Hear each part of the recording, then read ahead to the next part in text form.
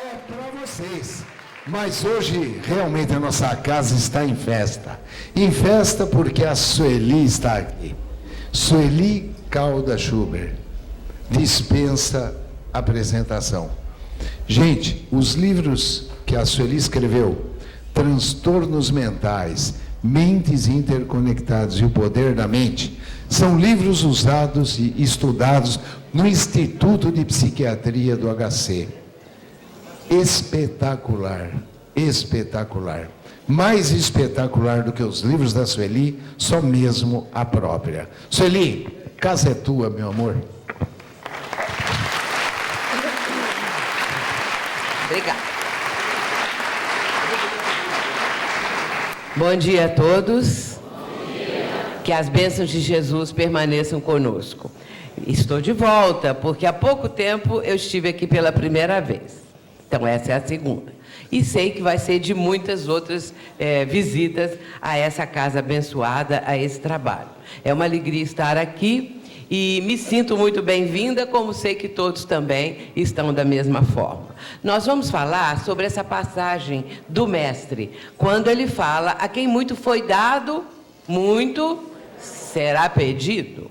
Então, vamos fazer essa reflexão para que nós façamos também uma reflexão no nosso mundo interior. Não apenas nos textos que vão ser lidos, mas também lidos e comentados, mas também refletindo em torno daquilo que nós recebemos do Pai do Céu na atual reencarnação. Tudo que nos foi concedido, quando fomos criados por Deus, somos espíritos imortais e trazemos conosco, desde o momento em que Deus nos criou, cada um de nós, como nascituro, digamos assim, da espiritualidade, estávamos então na primeira encarnação, no primeiro momento de aprendizado. E fomos dotados pelo Criador, pelo nosso Pai, de atributos fantásticos, que muitas vezes nós não nos damos conta disso, não temos assim um momento para parar e pensar no muito que nós recebemos. Somos os seres inteligentes da criação. Portanto, somos almas imortais, espíritos imortais, inteligentes e com um conjunto de atributos. Um desses atributos que nós podemos citar, a memória, que alguém pode lembrar de outros, porque são muitos, a vontade de todos estarmos aqui nesse momento, a vontade de trabalhar, a vontade de ser curado, mas a cura interior é mais importante. Curando o nosso mundo interior, essa cura vai se refletir no campo físico. Isso é a bênção divina que nos está possibilitando esses recursos todos, tudo isso que, afinal de contas, constitui o ser humano. Há uma frase de Humberto Roden, que é um autor espiritualista, na qual ele diz o seguinte: até hoje ninguém morreu. Até hoje ninguém morreu. E, na verdade, ninguém morreu. Desde que o mundo é mundo, desde que fomos criados, nunca morremos, porque somos imortais. O que morre é o quê? A veste física. O corpo físico é a veste do espírito.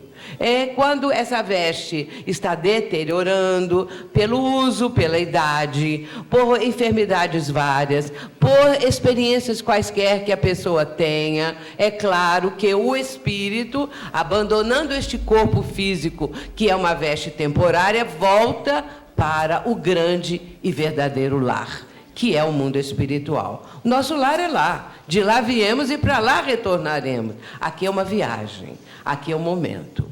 Vamos então falar um pouquinho a respeito desse tema, a quem muito foi dado. Vamos começar com um texto que está em O Evangelho segundo o Espiritismo. O Espírito de Verdade diz o seguinte: aproxima-se o tempo em que se cumprirão as coisas anunciadas para a transformação da humanidade.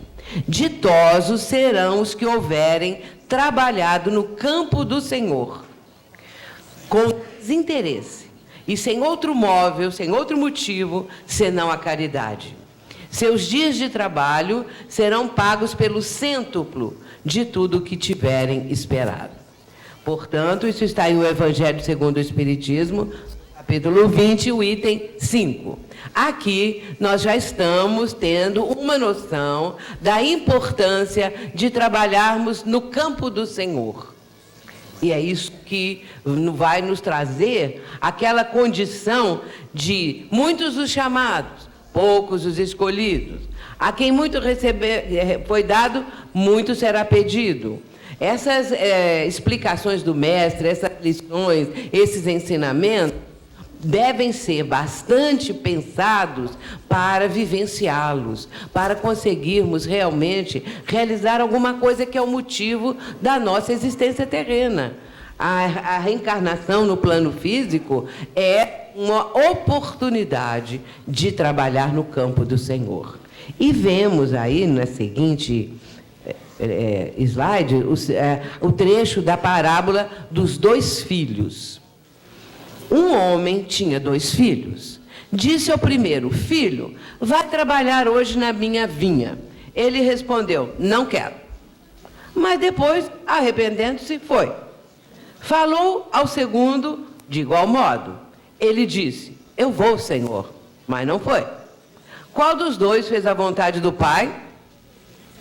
Mateus 21, capítulo 21, 28 a 31. Um disse que não ia. Falou logo de imediato, mas depois foi. O outro falou que ia, mas também não foi. Chegou um ponto que ele não foi. E aí, qual fez a vontade do Pai? Quem fez? Vejamos o que ainda, dentro desse aspecto, Joana de Ângeles está dizendo. Trabalhar na vinha, ou seja, trabalhar no campo do Senhor. Eis o grande desafio. Na atualidade, quando as necessidades humanas apresentam-se multiplicadas e há tanta escassez de amor quanto de bondade, é imprescindível que aquele que conhece Jesus entregue-se ao trabalho na vinha, de maneira voluntária. Hoje, diz o Pai, amanhã talvez haja passado a oportunidade e a vida tenha mudado os rumos existenciais. Portanto, tudo que o nosso irmão Nilson acabou de falar está aqui nesse texto. Porque nós somos convocados, convidados a trabalhar na vinha do Senhor. E quando nós aproveitamos a oportunidade, quando esse trabalho é feito com amor, porque há escassez de amor, há escassez de bondade, de fraternidade, de solidariedade, nós vemos isso, a crise é mundial. Portanto, aquele que já tem esse princípio aflorado, o princípio de amar, de exercer a caridade, de pensar no próximo, de atender a esse convite de Jesus para trabalhar na vinha dele, nós estaremos ajudando os seres humanos que, nesse momento, sabemos, atravessa o mundo, a humanidade como um todo, uma crise planetária, da mudança planetária. E isso é muito grandioso. E nós que podemos, já pelo conhecimento, pelos esclarecimentos que o Espiritismo nos proporciona, sobretudo pelos esclarecimentos que o próprio Mestre deixou e legou para a humanidade, esses já podem ajudar de uma maneira muito mais efetiva, de uma maneira muito mais amorosa, e isso vai atender aquilo que Jesus espera de todos nós. Na continuidade, vamos lembrar o trabalho. O que seria, na verdade, o trabalho? Vamos começando aqui pelo trabalho na colônia Nosso Lar. Isso está no livro do mesmo nome, psicografado por Chico Xavier. André Luiz vai dizer aqui nesse texto o momento em que o próprio André Luiz vai começar a ter noções acerca do trabalho no mundo espiritual. Porque André Luiz, recém-desencarnado, depois de um tempo que ele passou numa espécie de atordoamento, desconhecimento da realidade, situações que ele viveu quando encarnado, que se refletiram depois da desencarnação, tudo isso fez com que, quando ele foi recolhido para ser levado a Nosso Lar, recolhido lá da zona umbralina onde ele estava, ele vai para Nosso Lar e aos poucos ele vai compreender o que é o nosso lar, a colônia espiritual, o que é a vida no mundo espiritual. Ele foi de retorno ao mundo espiritual. Para lá voltaremos todos nós também. E ele vai começar a compreender a importância de trabalhar. Aí as pessoas pensam assim, mas a gente trabalha tanto aqui na Terra e depois, quando morre, não descansa não? Porque existe aquela frase assim, fulano foi descansar. Está descansando. Descansando coisa nenhuma. Vai apenas começar o trabalho. Mas é um trabalho diferente. Não tem carteira assinada, não tem a pessoa ter que ficar em fila, não tem esse salário que nós tanto necessitamos para a sobrevivência, porque o salário é outro. É tudo de uma forma espiritualizada realmente. Por isso, a dona Laura, que é um espírito que está ajudando o André Luiz nesse momento da compreensão do que ele pode fazer poderia fazer em nosso lar, no momento que ele compreenderia o que significa, afinal, a vida no mundo espiritual. E ela vai dizer para ele o seguinte: somente o trabalho digno confere ao espírito o merecimento indispensável a quaisquer direitos novos. Não se considere humilhado por atender as tarefas humildes, porque ele na terra havia sido médico. No mundo espiritual, quando ele soube que havia trabalho, logo ele achou que ia continuar como médico, dando consulta, orientando, fazendo qualquer coisa nesse campo, nessa área. Porém, ele vai entender que ali ele não era médico propriamente dito. Tudo o que ele na terra usava no campo da medicina, no campo de atender as pessoas enfermas, lá era bem diferente. E então ele realmente vai começar como enfermeiro, como aquele que está até limpando as coisas, fazendo um trabalho bastante humilde, já que ele se julgava com o direito de exercer ali também a sua função de médico. Claro que médico de almas, médico de espíritos. Porém, não é assim que ele vai começar. E quando ele cai em si, ele vai se doar, realmente ele vai. E vai fazer com amor, porque abriu-se uma nova compreensão para ele. Um horizonte muito maior do que esperar alguma coisa que na terra ele exercia, mas que do lado de lá é diferente. A Laura continua dizendo assim: lembro-lhe que, em nos referindo à terra, o maior trabalhador é o próprio Cristo. E que ele não desdenhou o serrote pesado de uma carpintaria. São capítulos aqui, 14 e 25 do livro, que eu agreguei nesse texto, reuni nesse texto. Mas lembrando que vultos como Paulo de Tarso, Saulo primeiro, que depois se tornaria Paulo, depois do encontro dele com Jesus na estrada de Damasco, ele também vai trabalhar, porque ele era riquíssimo, mas o pai, quando viu que ele se tornou cristão, o renegou. Não quis saber dele, lhe deu assim uma bolsa com algum dinheiro, só para os primeiros tempos, e ele sai chorando da casa paterna, porque ele queria amor, ele queria compreensão, e recebeu uma bolsa com dinheiro, e ainda por cima as admoestações do pai, que não estava nada feliz com o filho dele ter se tornado cristão. E ele vai começar a trabalhar. E ele lembrou que ele sabia a função do tear que existia na época. E é aí que ele vai trabalhar. E Jesus, aqui o texto está dizendo, aprendeu com o pai, que era carpinteiro.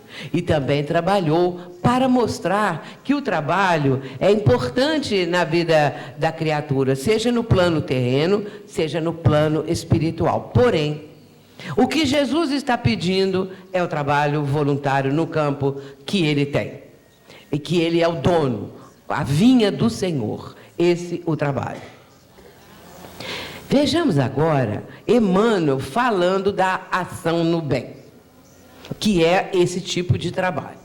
Num templo espírita cristão, é razoável anotar que todo trabalho é ação de conjunto. Cada companheiro é indicado a tarefa precisa. Cada qual assume a feição de peça particular numa engrenagem grande, na engrenagem de serviço, sem cuja cooperação os mecanismos do bem não funcionam em harmonia. É um trabalho de equipe. E não é fácil trabalhar em equipe. Nós não estamos acostumados. Quando ingressamos numa casa espírita, num templo, algum tipo de trabalho de cunho espiritual, a coisa é diferente. Nós vamos encontrar uma equipe, vamos fazer parte de uma das equipes da casa, que pode ter muitas, e aí começa a dificuldade. Relacionamento, convívio. A convivência é complicada. Cada um é cada um. Cada um tem uma forma de pensar, mesmo os que estão sintonizados, com uma afinidade maior, tem também os momentos de dificuldades. Uns momentos onde não há a sintonia que antes havia.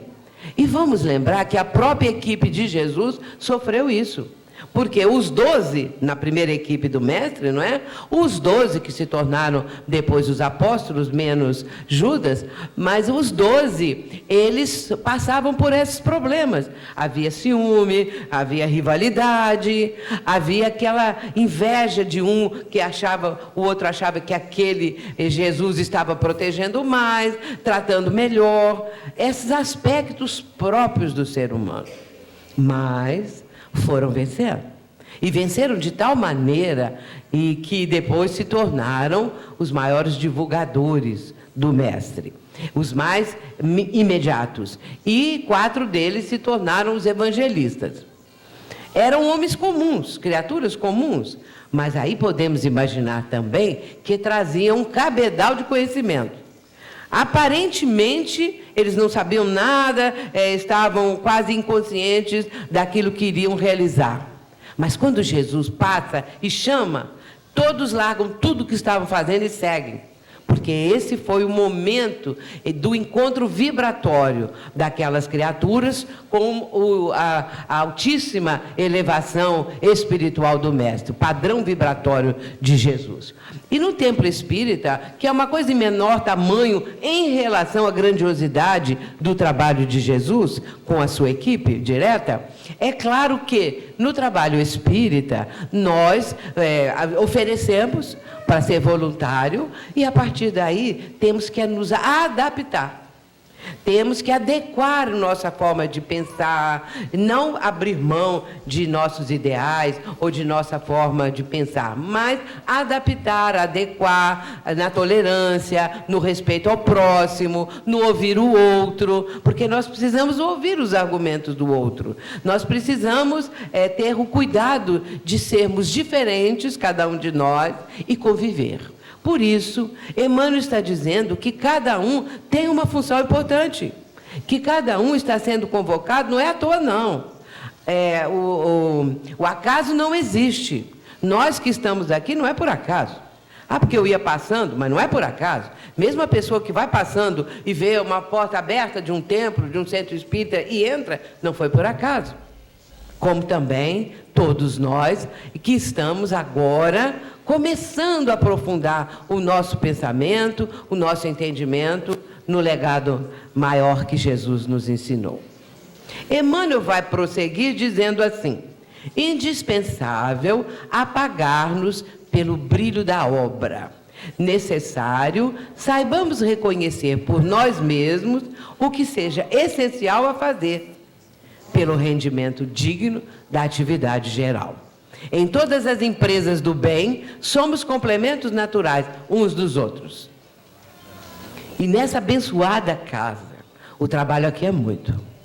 Para que se consiga o atendimento a todos que chegam, porque aqui é uma casa também do caminho, podemos analisar assim, comparar assim, ainda mais no meio da natureza, é uma casa do caminho. A pessoa ouve falar e vem. Ou então nem ouviu falar, mas vem. E para aparentemente por acaso. Mas veio porque há uma atração vibratória. Há uma atração que o próprio ambiente da casa prepara. Que os próprios benfeitores mantêm. Para que as pessoas sintonizadas com essa vibração amorosa e mais elevada se aproximem. E aí já começa o tratamento. Aí já começa o tratamento através também e especialmente do trabalho. O trabalho é uma forma de tratamento. É mudar o nosso enfoque da vida para um trabalho maior, um trabalho que é aquele que Jesus convida na sua vinha. No livro da Esperança, Joana de Ângeles, ela vai falar também a questão do trabalho e serviço. Aparentemente é a mesma coisa, mas há uma diferença. O ato de servir é manifestação do amor que se alonga do emocional para a realidade da ação edificante. Trabalho e servir. A pessoa pode trabalhar servindo, pode trabalhar e não servir coisa nenhuma, mas o servir está aliado ao trabalho quando este tem um enfoque no campo do bem, no campo da paz, no motivar as pessoas para um processo de evangelização com Cristo. O mundo, meus irmãos, está passando uma crise que todos nós sabemos. A maldade parece imperar. Às vezes a pessoa pensa assim, mas não tem bem nenhum, quem faz o bem? Aparentemente o mal prepondera, mas nós sabemos que a mídia divulga muito mais esses ângulos do que aqueles outros do trabalho positivo em favor do próximo, altruístico, esse outro tipo que não atrai tanto o público quanto as questões inferiores, os desastres, esses aspectos trágicos muitas vezes, e isso ganha destaque na mídia. E de repente pensamos, mas não tem nada bom? Hoje em dia já teve uma melhora, porque casos de pessoas que estão ajudando ao próximo, que estão trabalhando em favor das crianças, por exemplo, nós vemos muitos casos, e são trabalhos voluntários, não tem nada a ver com o governo, com ninguém, que a pessoa faz porque quer aglutinar aquelas crianças da periferia, de um bairro mais necessitado, para ensinar música, para isso ou para aquilo, de qualquer coisa que seja, a fim de que as crianças saiam das ruas e das questões vamos dizer, de matar, de criminalidade, porque a criminalidade hoje é espantosa. Nós ficamos, às vezes, preocupados, até mesmo com receio de sair à rua à noite, por exemplo. Em cidades maiores, é difícil ter palestras à noite. Eu tenho parentes que moram no Rio de Janeiro, todos espíritas, e só frequentam à tarde, ou de manhã ou de tarde, mas à noite ninguém vai, porque ficam com receio, não tem aquela segurança que antes havia, quando nós transitávamos pelas ruas de uma forma alegre, de uma forma livre, de uma forma solta, porque isso era bom. Hoje em dia é mais difícil. Então, Joana está falando no servir. E na continuidade ela diz assim: por mais singelo seja o serviço, que tem como meta auxiliar o próximo, transforma-se em contribuição valiosa para o desenvolvimento moral da humanidade. O trabalho de Jesus, que nós falamos no primeiro momento, que aprendeu o serviço de carpintaria, de carpinteiro, é claro que o trabalho dele de ordem espiritual foi o maior que a gente possa imaginar, sobrepujou tudo, mas era preciso que ele desse um exemplo no campo material, no campo da sobrevivência, para que todos aqueles que, seguindo os seus ensinamentos, lembrassem que ele também trabalhou nessa área da sobrevivência, de mostrar a necessidade, ali no caso ajudando a família, ajudando os pais, porque Jesus, no trabalho dele de ensinar, de legar à humanidade a lei de amor, esse era o trabalho essencial, principal e fundamental. Portanto, quando olhamos trabalho de Jesus, olhamos esse trabalho atemporal, que está acima de todas as coisas, porque é o trabalho de alertar a humanidade e de ensinar o despertar consciencial. Despertar consciência. É isso que a doutrina espírita também procura fazer, através da interpretação dos ensinamentos de Jesus. Às vezes lá fora, as pessoas pensam que o Espiritismo não fala de Jesus, que não incentiva o ensinamento da Bíblia, os ensinos da Bíblia, e achamos então que por isso deixamos Jesus de lado. E isso ainda impera até hoje. Porém, a doutrina espírita tem esse enfoque notável, aprofundado dos ensinamentos do Mestre, para entendermos de uma maneira muito diferente daqueles que ficam apenas à letra. O Espiritismo procura aquilo que é o espírito da letra, aquilo que está por trás da forma como Jesus está dizendo. Por exemplo, uma das parábolas em que ele fala sobre o reino dos céus, o reino dos céus é semelhante ao fermento, que uma mulher coloca 3 medidas na farinha para levedar a massa. Ora, o que pode ser isso? O fermento? Eu não vim trazer a paz, mas a divisão. Então, em muitos momentos, Jesus diz algo aparentemente incoerente. Quem é meu pai, quem é minha mãe? Quem são meus irmãos? Parecia que ele não sabia, que era qualquer coisa assim no ar. Mas há um ensinamento profundo. E assim, através de outras frases, de outros conceitos, de outros momentos, de outras parábolas, Jesus está mostrando isso. O espírito da letra, para aprofundarmos, compreendermos e trabalharmos isso em nós. Então, é muito importante nós abrirmos bem a nossa consciência, ampliar os nossos horizontes mentais para esse entendimento da nova era, da transição planetária, desse momento em que tudo vai se modificar. Aí achamos assim, bom, mas demora muito, a coisa, bom, demora sim, porque uma mudança como essa não se faz em 100 anos, em um século, demora mais. Demora porque é uma mudança de mentalidade, e isso é difícil.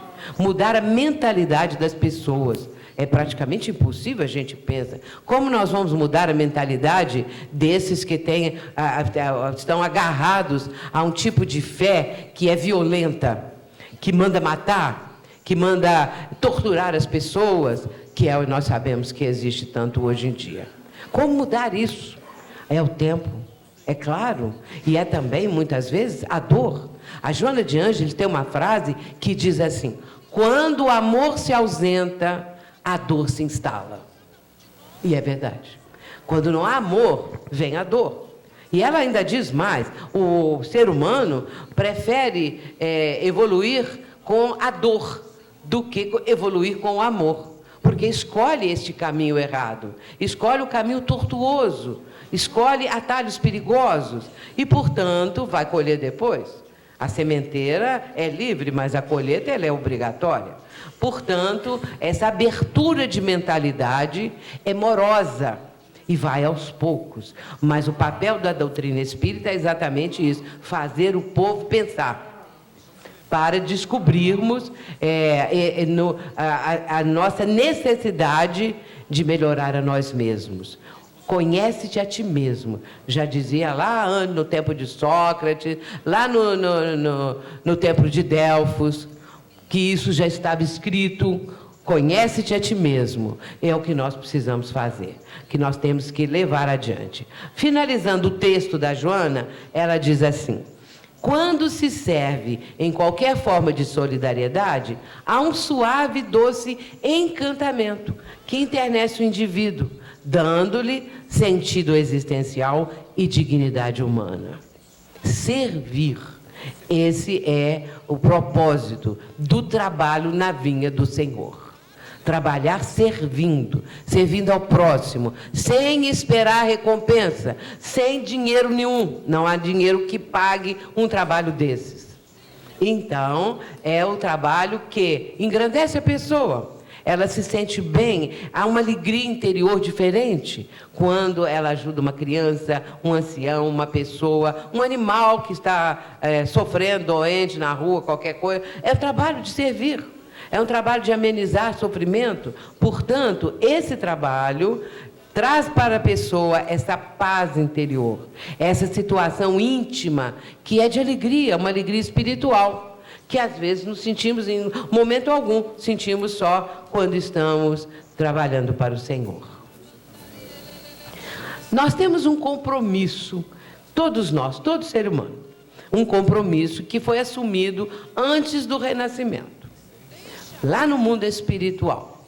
Toda reencarnação visa o progresso. Aparentemente, olhando certos tipos de vida das pessoas, nós podemos perguntar o seguinte: mas essa vida aí veio visando a melhoria, visando o crescimento dessa criatura? Veio sim. Mas só que no livre-arbítrio da pessoa, exercendo a capacidade de escolha, ela vai escolher mal. Ela vai enveredar por um caminho que depois, mais adiante, lhe trará prejuízos gravíssimos. Portanto, o compromisso foi assumido antes da reencarnação, mas não foi cumprido. Vejamos como assumimos compromisso. Primeiro, não é um compromisso com a própria pessoa, consigo mesmo. Nós, antes da nossa reencarnação, antes de existências anteriores, sempre assumimos o compromisso de melhorar qualquer coisa na nossa vida, no nosso mundo íntimo. Para isso, é preciso, no momento em que estamos vivenciando a atual reencarnação, lembrar disso. Temos um compromisso para o nosso próprio benefício. Podemos dizer se a pessoa se aproximou de uma casa espírita, se vai trabalhar como voluntário, ele vai ter um compromisso com a casa. É claro que não é um compromisso obrigatório, não é um compromisso que ele vai ali receber uma regra rigorosa, radical, que não pode se apartar disso, daquilo. No Espiritismo nada é proibido, não há proibição alguma. As pessoas fazem as coisas porque entendem o que estão fazendo, porque necessitam, porque querem, sentem uma necessidade. Tudo muda na vida da pessoa quando ela começa a entender o chamamento do Mestre. Ele não disse, em certo momento, vinde a mim? Vinde a mim, todos vós. Quando Jesus faz esse convite, é porque é possível irmos até Ele, senão Ele não faria. Como é possível, no nosso crescimento espiritual, chegarmos até Ele.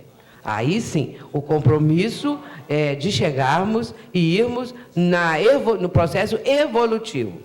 No caso da pessoa ter compromisso com a casa espírita, ela tem um compromisso como um todo no movimento espírita. Por que estou dizendo isso? Porque muitos podem estar já, vamos dizer, aceitaram a doutrina espírita, trabalhando, procurando estudar. Outros ainda nem pensam nisso, mas têm uma simpatia, têm qualquer tipo de aproximação, de afinidade, de sintonia. Então, esses compromissos realmente chegam. Compromisso perante os mentores, perante os benfeitores espirituais. Porque eles sabem de tudo, eles estão vendo. As pessoas às vezes acham que fazem alguma coisa escondido. Escondido dos encarnados. Mas dos benfeitores, dos mentores, do próprio anjo de guarda da pessoa, que é o espírito protetor, não está oculto aquilo. Não está escondido. Como que uma pessoa vai esconder alguma coisa de algum espírito que quer estar presente, que já está do lado ali, ou que já está num plano um pouco maior, mas que tem a sua atenção voltada para aquela criatura? E aí, então, nós vamos lembrar, sempre que eu falo esse tipo de coisa, eu me lembro da questão da tentação. A tentação é de caráter universal. Todo mundo tem uma tentação qualquer, ou muitas. E ela é tão universal que Jesus colocou na oração do Pai Nosso. Não nos deixeis cair em tentação. Se Ele colocou isso, porque é preciso estar atento, para não cair nas tentações que vão, muitas vezes, comprometer o indivíduo. Comprometer com gravidade, às vezes. Caiu na tentação, depois se arrepende. Agora, caiu numa tentação, fez algo muito grave, prejudicou uma pessoa ou várias. Essa pessoa vai para o inferno? Porque cometeu um pecado, cometeu um erro, cometeu um crime. Vai para o inferno eterno? Jamais. Deus não criou seus filhos para serem comprometidos depois de atos que não são benéficos, e aí essa pessoa vai para o inferno e lá fica por toda a eternidade. Isso não é possível, porque Deus seria inclemente, seria injusto, porque nós sabemos que quando Deus cria os seus filhos, ele já sabia que iam cometer erros, ele já sabia, porque eles são espíritos ainda no início, simples e ignorantes, como diz o Espiritismo, ignorante no sentido que ignora, não conhece nada. Vai errar. Deus sabia disso e mesmo assim castiga o filho, joga ele lá no fogo do inferno. E não tem cabimento uma coisa dessa. Deus vai oferecer oportunidade da pessoa mudar a sua vida, da pessoa crescer. Vem o remorso, vem o arrependimento, e ela vai saber que é preciso construir onde destruiu, consertar o que ela atrapalhou, aonde cometeu erros. E aí nós vamos ler lá no livro O Céu e o Inferno, que mostra a justiça divina segundo o Espiritismo. Ali nós temos o Código Penal da Vida Futura, que é uma das coisas mais importantes que nós conhecemos, que nós temos. É preciso entender o Código Penal da Vida Futura. O que nós fazemos aqui, resultado lá no plano espiritual, quando voltamos para lá. Vamos colher o resultado. Isso é inevitável. E Jesus disse a cada um segundo as suas obras. Não tem outra saída. A cada um segundo o que fez. As obras que realizou, tudo aquilo que fez na terra, vai achar do lado de lá. Então, se tivermos erros, podemos estar num plano inferior, que para o meio espírita é chamado de umbral, que é uma zona no plano espiritual, um pequeno território, digamos assim, pequeno modo de dizer, aonde se aglomeram espíritos com o mesmo padrão vibratório. Cometeram crimes mais ou menos semelhantes, dentro daquele padrão de criminalidade e dentro de um padrão de vibração que é mais ou menos próprio àqueles que são atraídos para determinados locais da espiritualidade. Mas depois vão ser resgatados, não fica ali para sempre. E terão oportunidades novas, porque o Pai é magnânimo, porque o Pai é misericordioso, porque o Pai quer a felicidade dos seus filhos, quer que cheguemos à perfeição relativa. E no caso, é um compromisso assumido antes da atual reencarnação, conforme falamos. Esse compromisso é sério. E a pessoa pode, às vezes, analisando a sua atual vivência, sentir aonde está o compromisso. Porque ela sente uma tendência para alguma coisa. E também ela pode ter um compromisso no campo da ciência, no campo das artes, em outros campos. Mas, se já tem uma, vamos dizer, uma consciência da vida espiritual, ela vai exercer esse compromisso em qualquer área do conhecimento humano, com dignidade, com nobreza, com honestidade, sem propina, sem isso, sem aquilo, sem corrupção, porque o ser humano é digno, é honesto. O que está aparecendo muito aí são os corruptos, são os desonestos. Eles um dia vão encontrar o resultado disso. A cada um segundo as suas obras. Ninguém escapa disso. E nós, vendo isso, vamos falar aquele provérbio muito antigo. Quem vê as barbas do vizinho arder, põe a sua de molho. Ou seja, tem cuidado. Quem está vendo o que os outros estão passando, vai ter cuidado. Se eu fizer isso, vai me resultar naquilo. E assim, nós vamos começar a ter uma coisa que Jesus ensinou muito: vigilância. Orai e vigiai, diz o mestre. A frase não é vigiai e orai, não. Aliás, vigiai e orai é a frase correta. E não orai e vigiai. Ele ensinou vigilância primeiro. Vigiai e orai. Embora todo mundo fale orai e vigiai, tá bom. Mas, no caso, a frase correta é vigiai e orai. Tanto é que no sermão profético, que está em Marcos, no capítulo 13, no versículo 33, Jesus vai falar até de outra forma. Ele vai falar assim: olhai, vigiai e orai. Ensinando que nós devemos primeiro olhar, prestar atenção e vigiar, para não cairmos nas tais tentações. E orar muito, porque Jesus está esperando isso de nós. Entrarmos nessa sintonia amorosa que o Mestre nos propicia. Emmanuel recebeu uma orientação, aliás, passou uma orientação para Chico Xavier. Então, Emmanuel, entre tantas coisas, uma delas que ressalta muito é quando Emmanuel fala com Chico: disciplina, disciplina, disciplina. Somos disciplinados, espiritualmente falando, moralmente falando, na vivência, somos disciplinados? Não somos. Alguns um pouco mais. Porém, essa disciplina não é uma disciplina, eu tenho horário, nunca chego atrasado. É uma disciplina. Eu faço tudo que eu tenho que fazer, o dever que eu tenho que fazer, é disciplina. Mas essa aqui é disciplina moral. É a disciplina que faz com que o espírito consiga evoluir. É uma disciplina moral. Como também aquele jejum que está ensinado no Evangelho, no ensinamento de Jesus. O jejum não é jejum de comida, é jejum moral, jejum dos vícios, para que a pessoa não incorra nesse erro. Olha quanta coisa está significativa nos ensinamentos de Jesus. Quanta coisa está sendo proposta pela doutrina para o aprofundamento, para nós entendermos tudo isso, não é? Como eu disse, a parábola do fermento. Para que serve o fermento? Já que eu falei, vamos lembrar o que o fermento faz. O fermento faz crescer.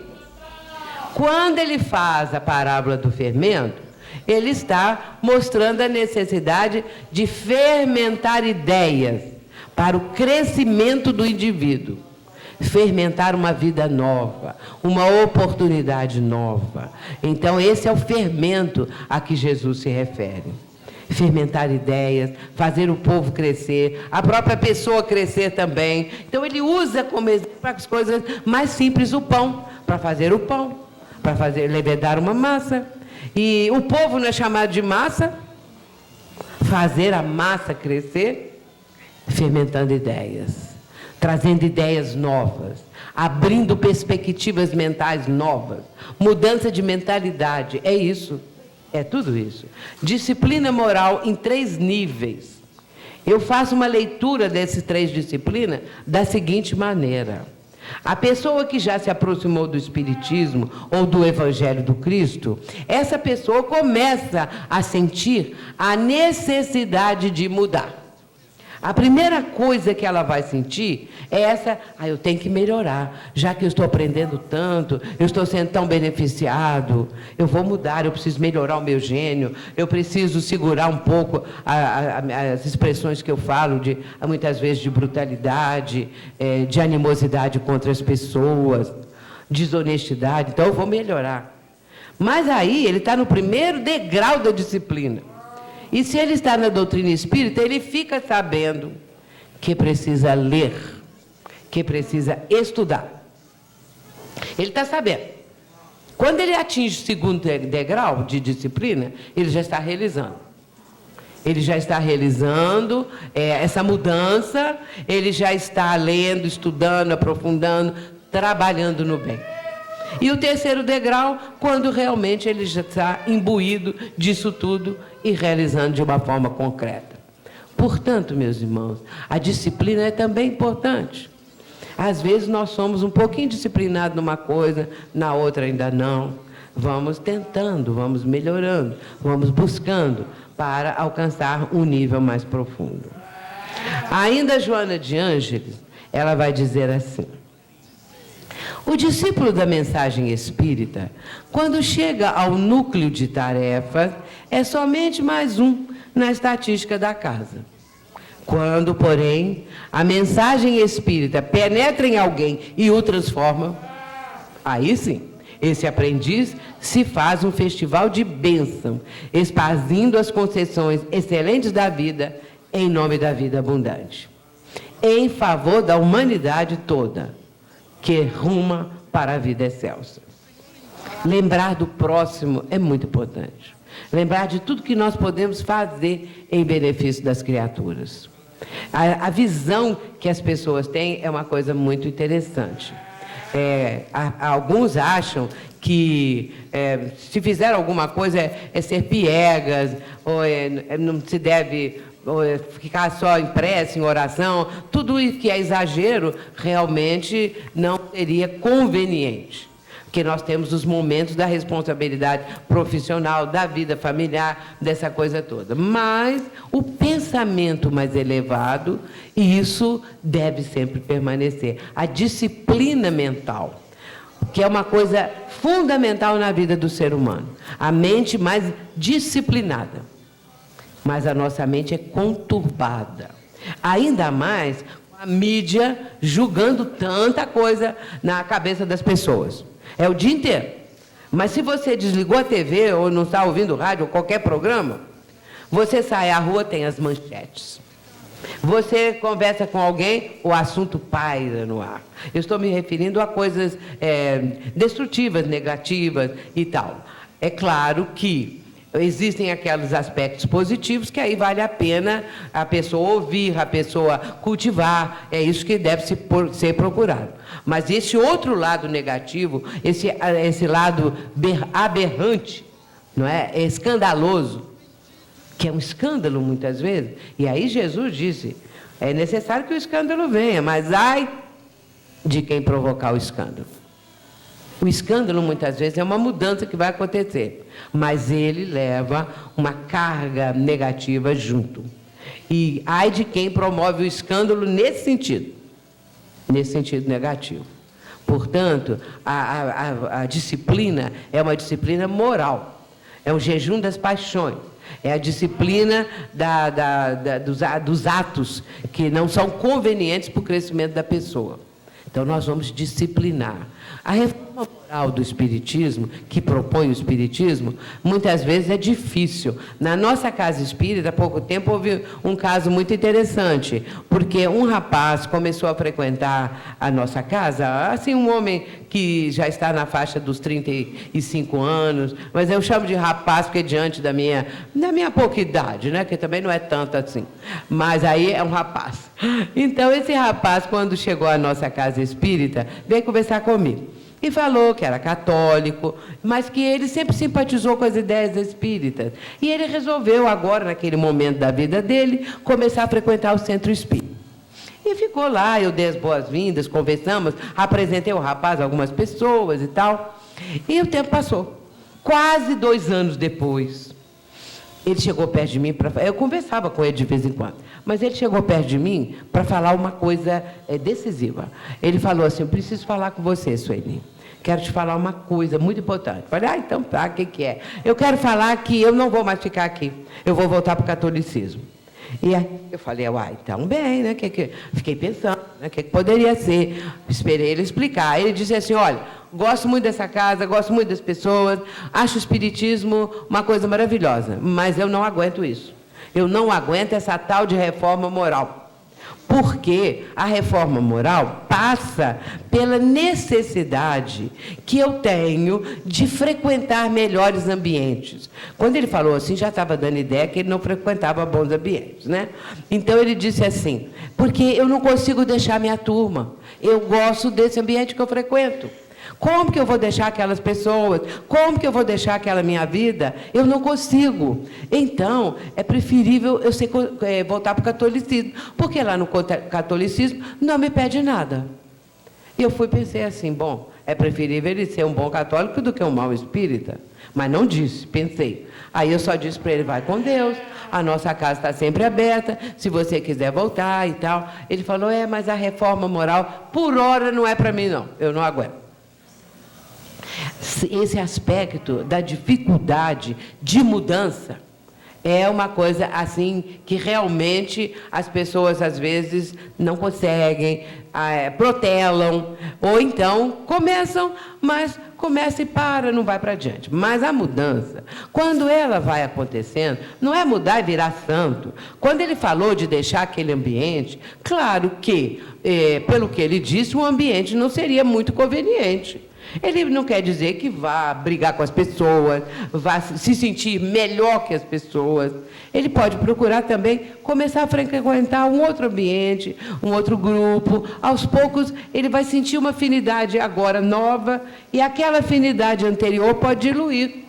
Mas aí ele vai sempre respeitar as pessoas, estar com elas em alguns momentos. Não quer dizer separar uma coisa radical, não é? Radical se fosse algo danoso, muito prejudicial realmente. Então, essa mudança, ela é gradual. E quando ela acontece, a própria família nota. As pessoas que convivem com aquela criatura já notam a mudança, já notam o quanto ela se modificou, e assim a criatura vai formando uma nova mentalidade, uma nova forma de agir, de pensar. E isso é bom para a saúde. A mudança é maravilhosa quando a pessoa quer ter uma saúde melhor. E aí nós temos também, meus irmãos, que considerar algo muito interessante, que é a presença de Deus na nossa vida. Eu vou voltar um pouquinho para o texto anterior, porque nós vimos que falamos muito em Jesus, e nem sempre nós procuramos uma sintonia com o Pai do Céu, com Deus. Eu, há quase 2 anos, há 1 ano e meio atrás, um dia, não sei por que eu falei assim: eu tenho necessidade de Deus na minha vida. De repente eu senti necessidade de Deus. E comecei a pensar no Pai do Céu, no Criador, comecei a ler nesse sentido, comecei a sentir que Deus está em mim, que Deus está em toda parte, que Deus está no ser humano. E me lembrei de um texto de Emmanuel, no livro Fonte Viva, capítulo 30, na qual ele fala assim: o Espírito traz em si o gene da divindade. E acrescenta na frase seguinte: Deus está em nós, tanto quanto nós estamos em Deus. E nós não sabemos disso. E nem lembramos. Porque quando lembramos, meus irmãos, a vida muda. A partir daí, toda manhã, quando eu acordo, a primeira coisa que eu falo: Deus está aqui. Deus está em mim. Então, a minha vida foi mudando, uma coisa impressionante. Eu comecei a sentir que Deus está presente, que Deus está em nós, que Deus está na natureza, nos animais, em toda parte, naquele ser humano inferior que está matando, trucidando, torturando. Deus está ali, ainda embutido, que um dia vai aparecer. Então, essa descoberta é fantástica. Mudar também, claro, estudando as palavras do Mestre, o legado do Evangelho, tudo isso porque Jesus disse muitas vezes a respeito de Deus. E quando ele vai ensinar a prece do Pai Nosso, como ele começa a prece? Pai Nosso, para mostrar que o Pai é de todas as criaturas. Portanto, Deus está em nós. Quando os fariseus chegaram perto de Jesus para perguntar ao Mestre aonde está o reino dos céus, porque Jesus falava muito sobre o reino de Deus, o reino dos céus, Jesus falava muito. Então eles foram perguntar: mas aonde está o reino de Deus? E Jesus diz assim: o reino de Deus não está aqui nem ali, o reino de Deus está dentro de vós. O Deus está dentro de vós, disse Jesus, que é o reino de Deus está dentro de vós. E aí, na pergunta 621 de O Livro dos Espíritos, Kardec pergunta assim: onde está escrita a lei de Deus? E os Espíritos respondem, questão 621. Onde está a lei de Deus? Na consciência. Então, o reino de Deus dentro de nós é a nossa consciência. Isso muda a vida de qualquer pessoa. Pensem nisso. Vamos agora caminhando para o final.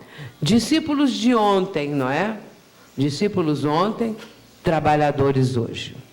Amados de Jesus, não tomareis o caminho largo por onde anda toda a gente, levada pelos interesses fáceis e inferiores. Buscareis a estrada escabrosa e estreita dos sacrifícios pelo bem de todos. E diante as ovelhas perdidas da casa de nosso Pai. Reuni convosco todos os que se encontram de coração angustiado e dizei-lhes de minha parte que é chegado o reino de Deus. Trabalhai em curar os enfermos e limpar os leprosos.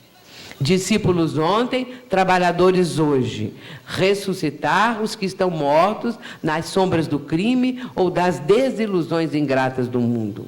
Esclarecei todos os espíritos que se encontram em trevas, que é isso que as religiões procuram fazer, dando de graça o que de graça vos é concedido. Se tendes de sofrer, considerai que também eu vim à terra para dar o testemunho, e não é o discípulo mais que o mestre, nem o servo maior do que o Senhor.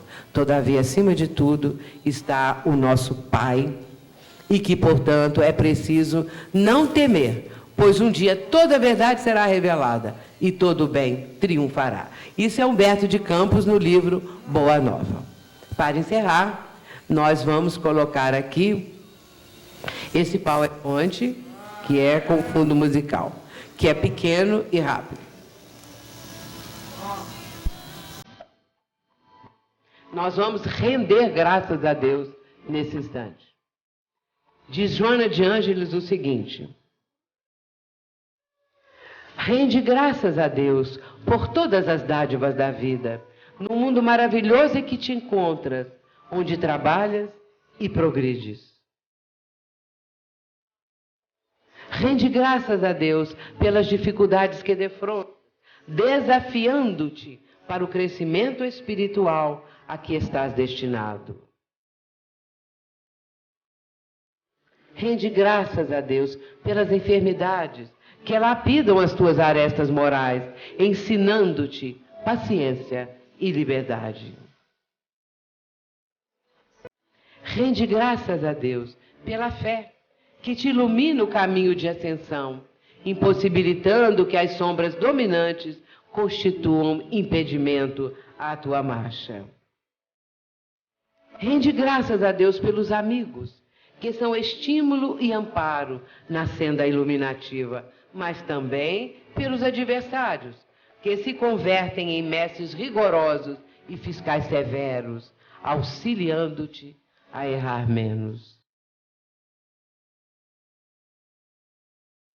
Rende graças a Deus por tudo quanto te acontece. Todavia, não te ouvides de agradecer o mal que não te alcançou e os dissabores que te não chegaram. Agradece sempre a Deus, no júbilo ou na prova, na paz ou na luta, na saúde ou na doença, na multidão ou na soledade. Agradece ao Pai Criador a dádiva da vida. Em qualquer circunstância, todos os dias, faze do reconhecimento o teu hino de louvor e de ação no bem, os motivos de tua existência, orando e rendendo graças a Deus, sem cessar e sem cansaço. Então vamos render graças a Deus por tudo que nós temos, pelo que somos, pelo que conquistamos, pela vida. Eu, nesse instante, estou rendendo graças a Deus por estar aqui nessa casa. Muito obrigada, muita paz.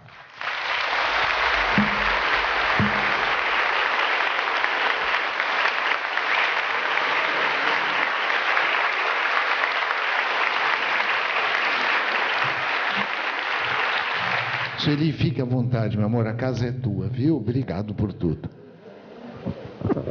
Bom dia, gente. Olha, é muita felicidade, pessoalmente, poder assistir uma palestra da Sueli Schubert. Para mim é uma honra. E para todos nós, né? Com certeza é para todos nós.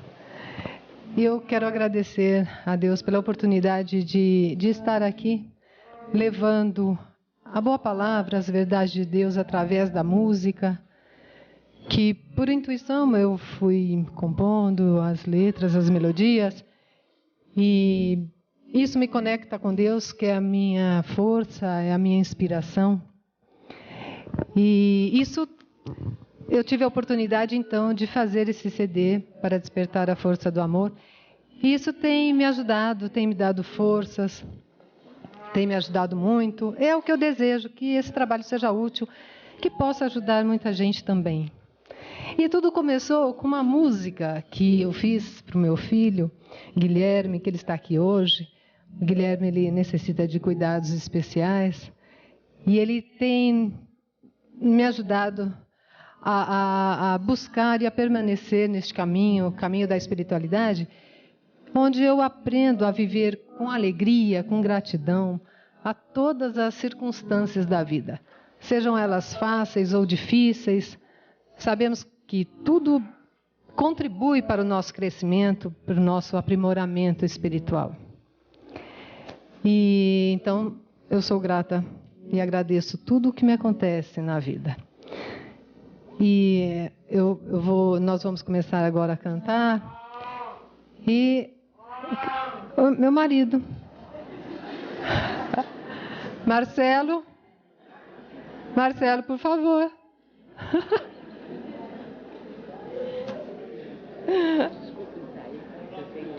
Obrigada, viu, Sueli, por tudo, viu? Muito obrigada.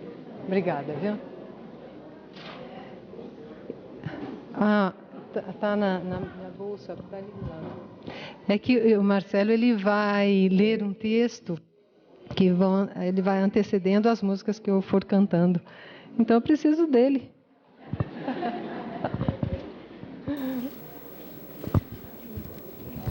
Bom dia a todos. Eu vou retirar porque eu tenho outra palestra. Obrigada.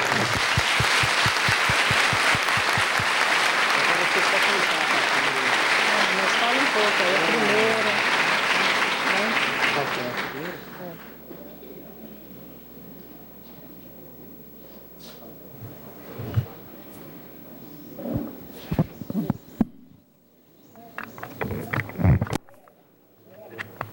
Alô, som. Bom dia a todos. Desculpa, era apenas para a Kátia cantar, mas eu vou atrapalhar um pouquinho aqui. Gente, obrigado pela oportunidade, obrigado ao Obreiros, ao Newton por mais uma oportunidade de estarmos apresentando o trabalho da Kátia, que é a música. E a música ela tem uma linguagem universal, né, do amor de Deus. Então espero que vocês gostem. Vamos ser rápidos, tá? Bom, a primeira música diz o seguinte: o homem necessita de saber o que quer da vida, porém sem esquecer o que a vida quer dele.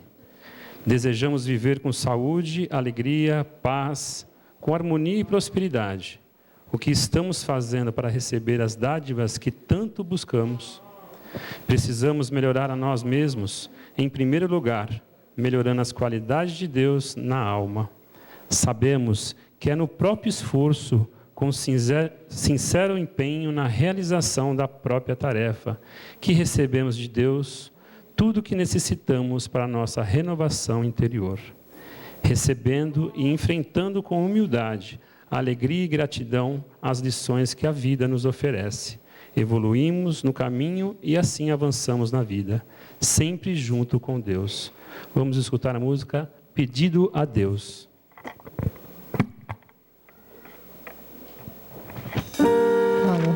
Abaixo.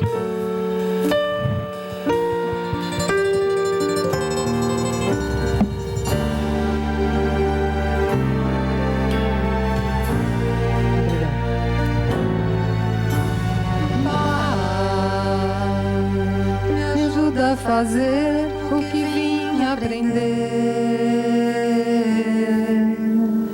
É a lição que ajuda a vencer a mim mesmo. Dar um passo a cada dia, com um sentimento de alegria, de ser eterno.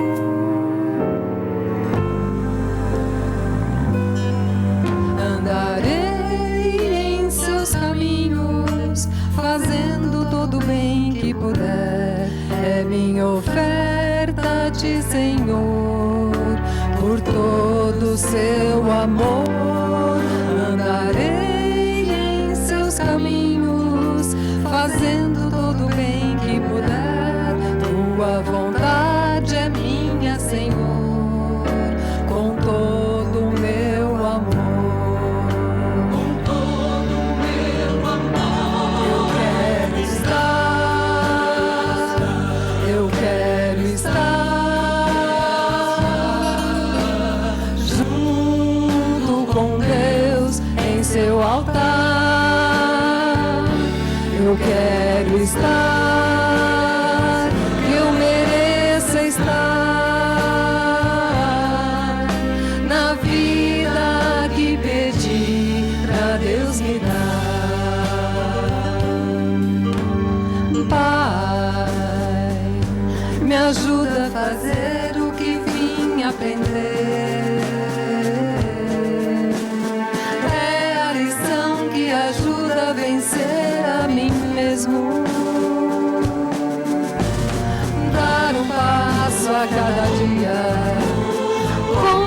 sentimento de alegria de ser eterno.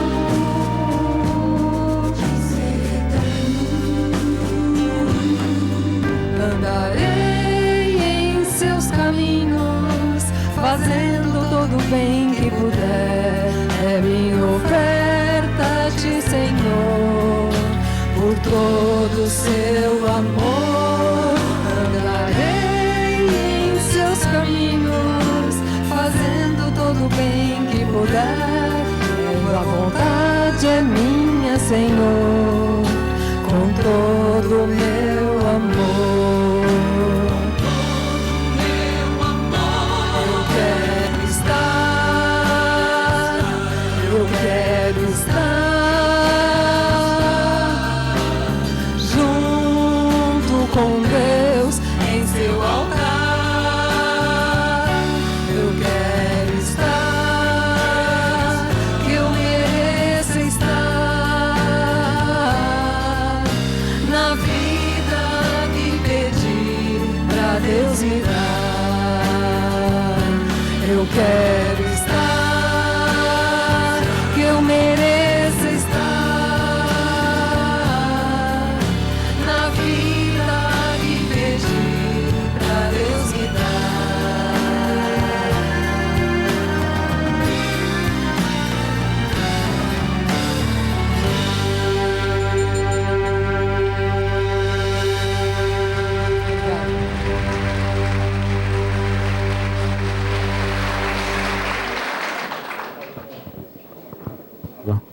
Alô? Quando desejamos construir um caminho de paz, de saúde e de harmonia, necessitamos zerar os débitos do passado, colocando em nossos corações o amor divino. Semear boas sementes para ter boa colheita, prosseguindo na escolha das ações e procedimentos corretos, o resultado será sempre de acordo com nossas obras. E assim, nos perguntamos: estou cuidando bem do dia de hoje? No conhecimento das verdades de Deus, encontramos o amor que nos conduz sempre à bondade e à caridade e nos preenche de paz e alegria em todas as circunstâncias da vida. Vamos escutar a música A Luz do Seu Viver.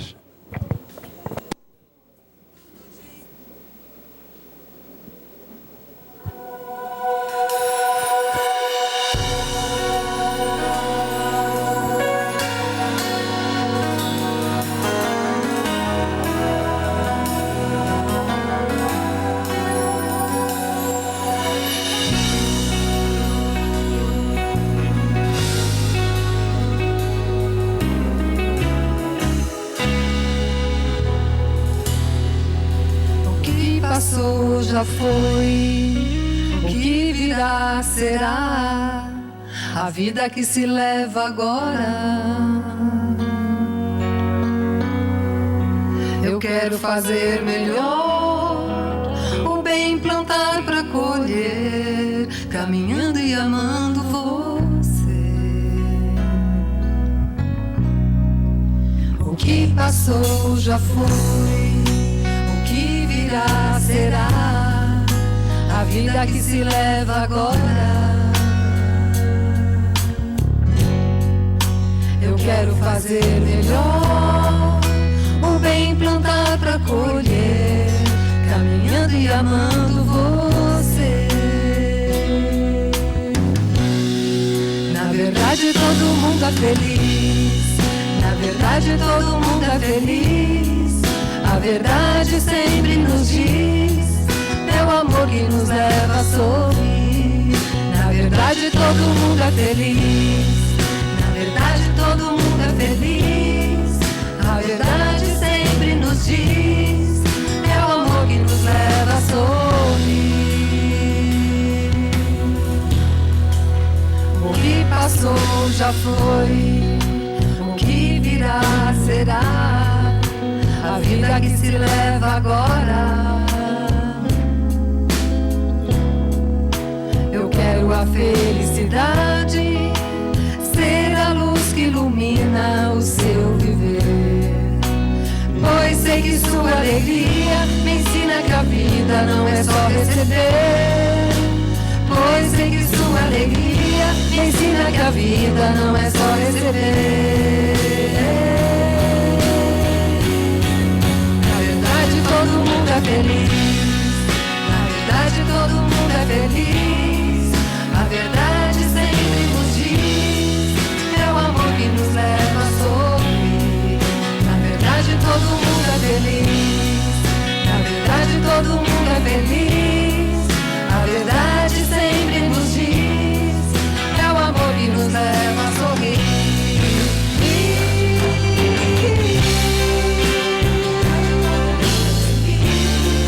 A verdade sempre nos diz, é o amor que nos leva a sorrir. Na verdade todo mundo é feliz. Na verdade todo mundo é feliz. A verdade sempre nos diz, é o amor que nos leva a sorrir.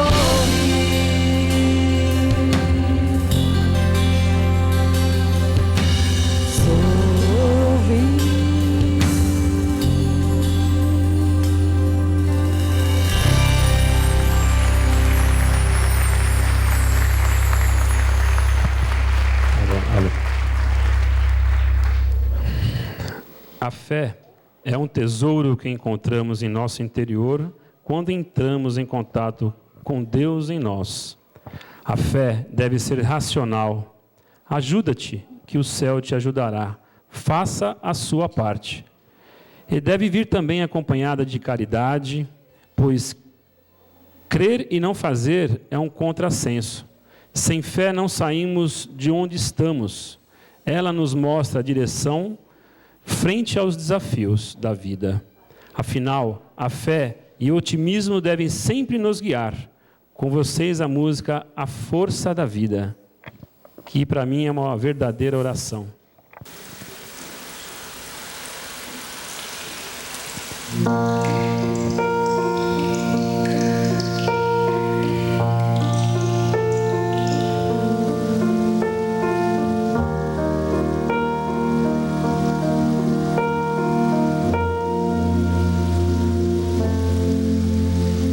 Se não fosse a fé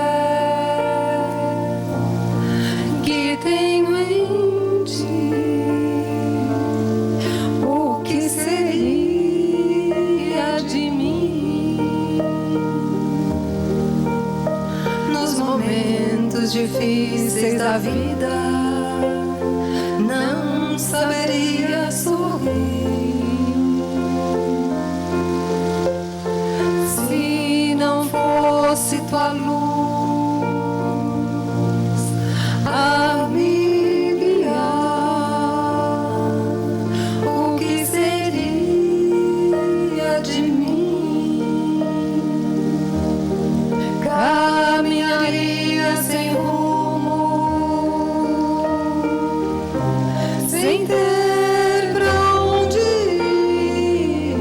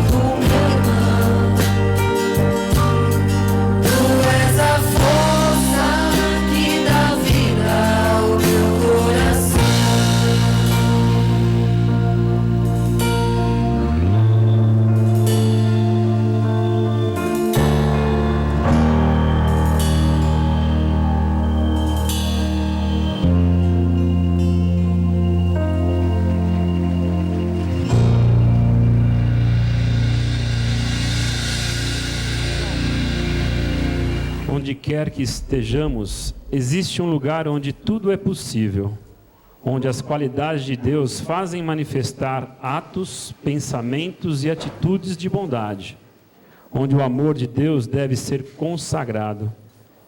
Sabem como chama esse lugar? Coração. Vamos cantar a música Canto de Amor e Paz.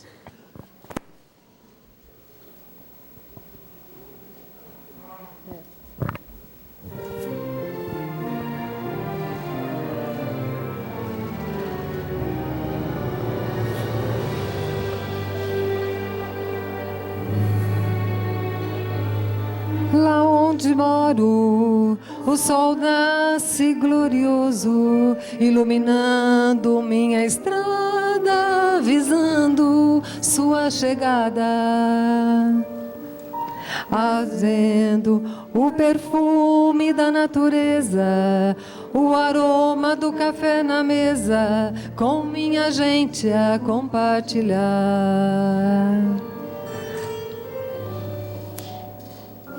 Lá onde moro, a vida é cheia de esperança, não tem ódio nem vingança, só alegria de viver. A vida é boa, não tem rei pra governar, quem dirige é a paz do coração que aprendeu a amar. Essa morada só encontra quem se doa, felicidade se tem quando perdoa. É só o amor que traz a paz como semente, bem plantada e cultivada no coração da gente. Essa morada só encontra quem se doa, felicidade se tem quando perdoa. É só o amor que traz a paz como semente, bem plantada e cultivada no coração da gente. Lá onde moro, o sol nasce glorioso, iluminando minha estrada, visando sua chegada. Trazendo o perfume da natureza, o aroma do café na mesa, com minha gente a compartilhar.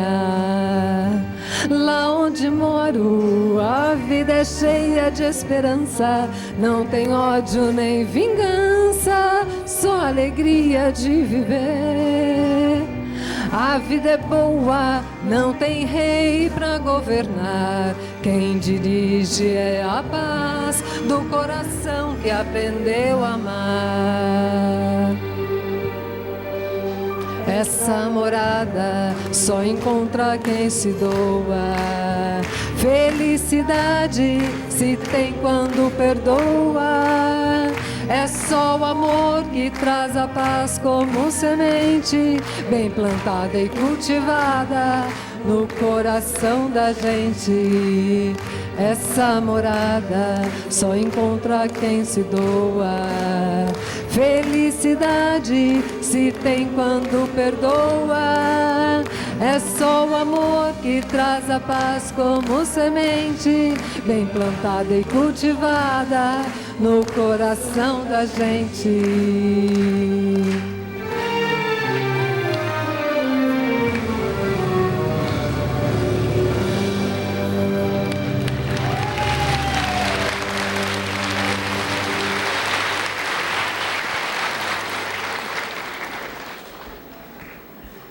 Alô, som. Quando reverenciamos e agradecemos a sublime perfeição do amor maior, muitas vezes as flores falam por nós. Essa música se chama Flores de Amor.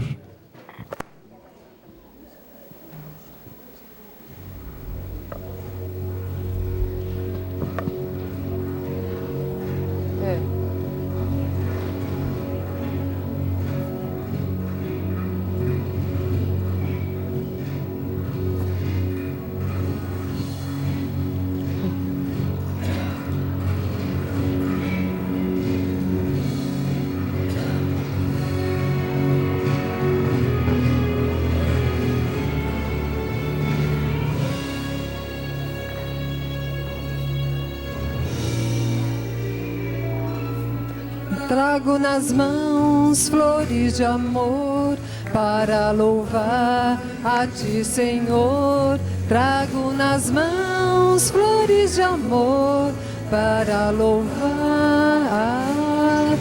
a Ti, Senhor.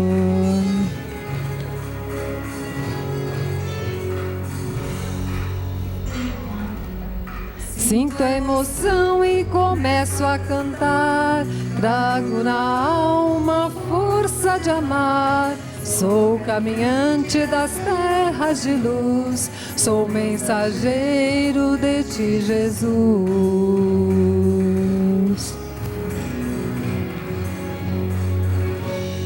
Levo amor a quem precisar. Sou caminhante de um mundo melhor. Sou mensageiro do Teu verbo amar. Venho aqui hoje para Te louvar.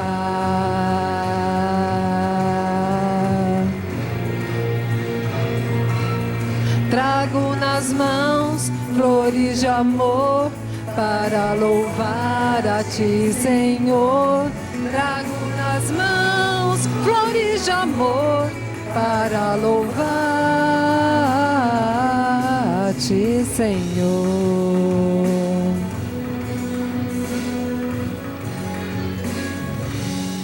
Sinto a emoção e começo a cantar. Trago na alma força de amar. Sou caminhante das terras de luz. Sou mensageiro de Ti, Jesus.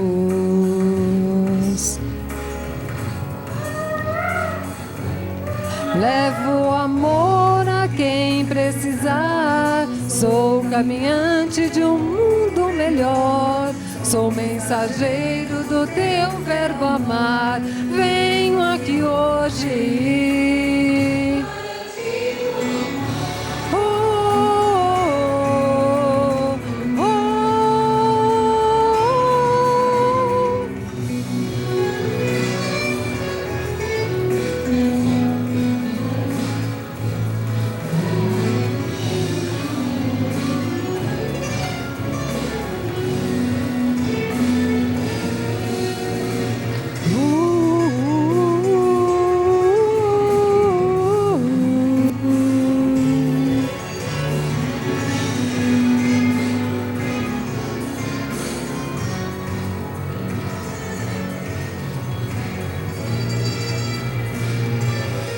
Trago nas mãos flores de amor para louvar a Ti, Senhor.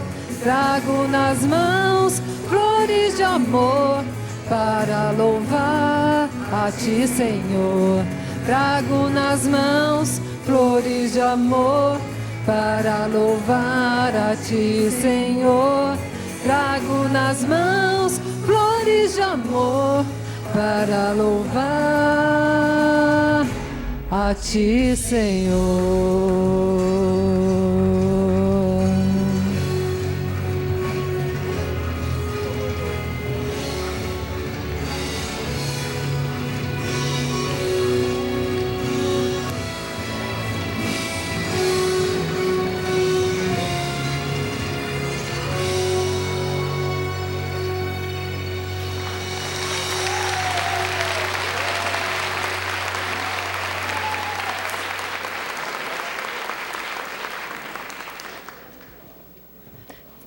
Gente, essa música que nós vamos cantar, eu dedico essa música ao meu filho, ao nosso filho Guilherme. E é uma música que expressa o amor incondicional, aquele amor que não se pede, o amor que não se cobra, o amor que se doa. É o amor de pai, de mãe, que faz tudo para que seu filho esteja no caminho correto, no caminho de Deus. E, às vezes, sem muitas palavras, mas com atitudes de amor, com atitudes de sabedoria. E dando o seu exemplo em primeiro lugar. Porque o exemplo sempre fala mais alto. Então, vamos cantar Pra Te Ver Feliz.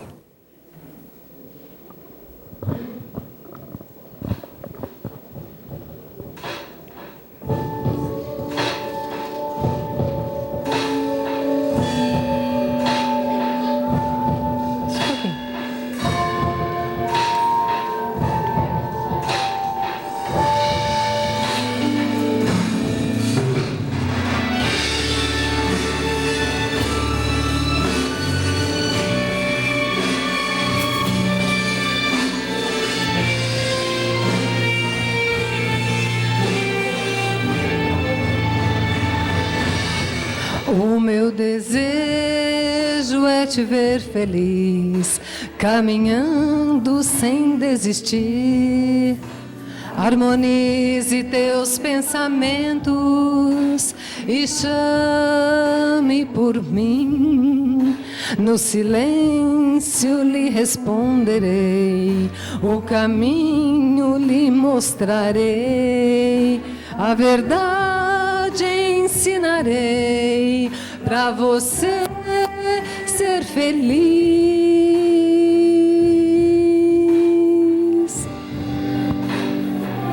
É assim que eu te vejo no mundo melhor, é assim que eu te quero bem perto de mim, com alegria no olhar e a simplicidade no coração. É assim que eu te vejo no mundo melhor, é assim que eu te quero bem perto de mim, com alegria no olhar e a simplicidade no coração.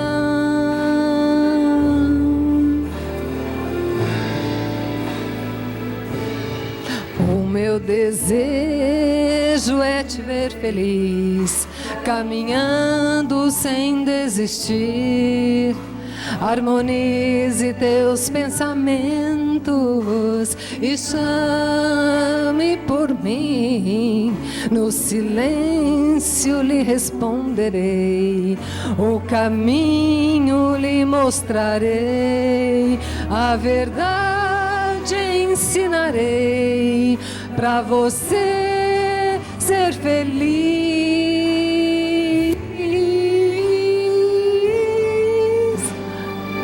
É assim que eu te vejo no mundo melhor, é assim que eu te quero bem perto de mim, com alegria no olhar e a simplicidade no coração.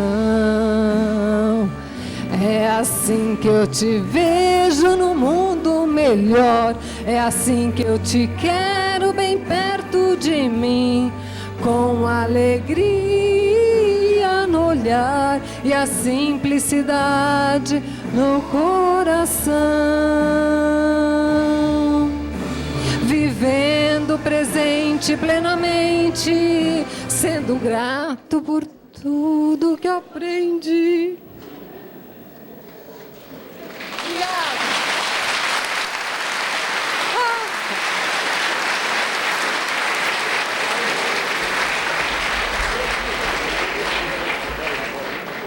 Peraí, só um pouquinho.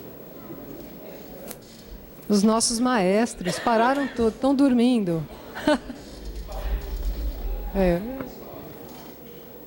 Sendo grato por tudo que aprendi, a vida é o espelho da sua mente. É assim que eu te vejo no mundo melhor, é assim que eu te quero bem perto de mim, com alegria no olhar e a simplicidade no coração.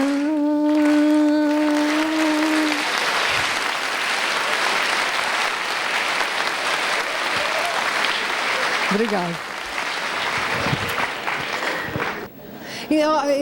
Enquanto resolve, deixa eu só fazer espera um pouquinho só. Eu queria só agradecer aqui a presença da minha avó, que ela veio hoje aqui.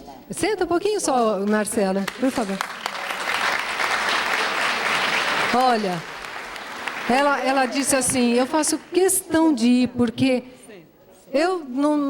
ela tem dificuldade da audição. Então ela falou, eu não estou ouvindo, mas eu estou te vendo, eu quero ir. Ela tem 99 anos, já está chegando nos 100 anos de idade. Minha avó, obrigada. E essa mulher, olha, ela não sabe o que é médico. Tem uma saúde maravilhosa. Mental, espiritual, é uma pessoa divina. Graças a Deus eu tive o privilégio de estar sempre convivendo com ela. Graças a Deus. Então, gente, olha, essa é a música para nós vamos encerrar aqui o nosso encontro hoje. Essa música foi a primeira música que eu fiz para o Guilherme. E todo mundo passa por situações difíceis, né? Essa é uma situação difícil. Da dor para o amor. É uma situação difícil, mas quando nós enfrentamos a situação, nós nos ajudamos mutuamente. Crescemos com isso, aprendemos muito. Como diz no livro de Ouro da Liderança, uma frase: não se limite a aprender alguma coisa de cada experiência, aprenda algo positivo. E hoje nós vemos a vida de uma forma melhor.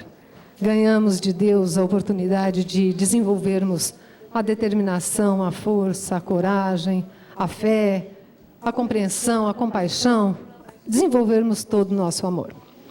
E se hoje eu posso estar aqui conversando com vocês, cantando, compartilhando esses momentos com vocês, eu vou dizer uma frase: meu filho, eu te dei o mundo, mas você me deu a vida.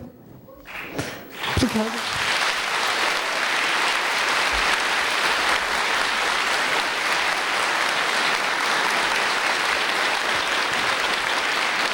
Vamos cantar Você Me Deu a Vida.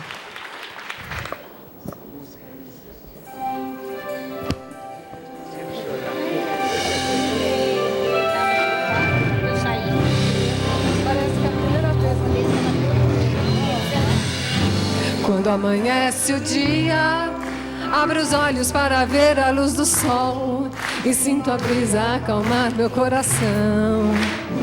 Quando amanhece o dia, olho os teus olhos, sinto abraçar tua alma e me dou conta da emoção em minhas mãos. Toca. Por isso eu canto a sorte de estar ao seu lado. Tudo te ensino, mas o aprendiz sou eu. Por isso eu canto, tu és a luz da minha trilha. Te dei o mundo, mas você me deu a vida.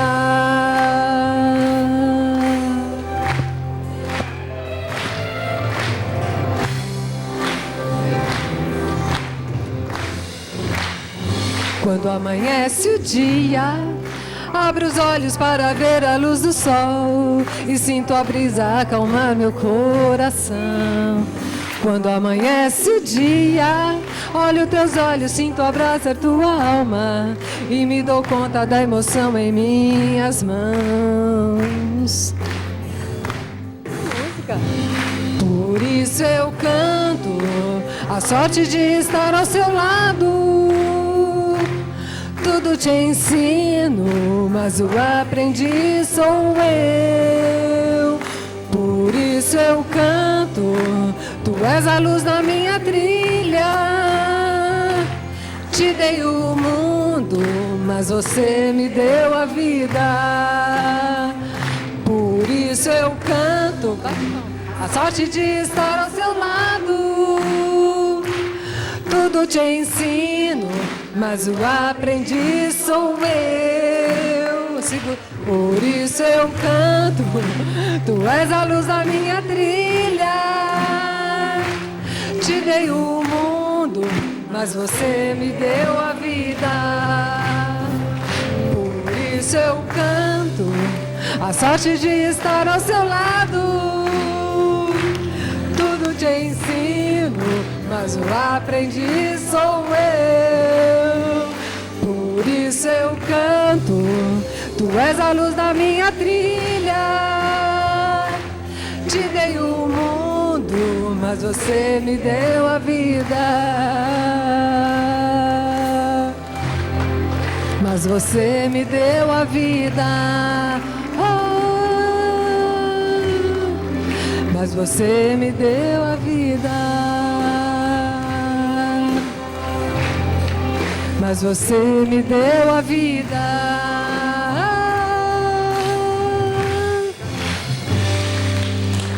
Mas você me deu a vida.